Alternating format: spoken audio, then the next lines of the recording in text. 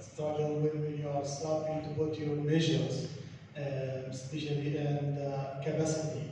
So here, for our capacity and keeping on the balance measures, we brought about the staff, okay, staff satisfaction and patient satisfaction as well. We work on this, and in the capacity as well, we are considering the patient and talking about the ICU as well.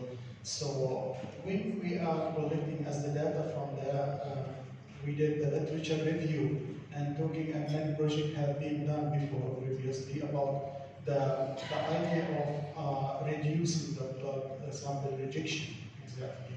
And they show that when we are collecting this blood, the patient on a critical illness, there in each every, I think it's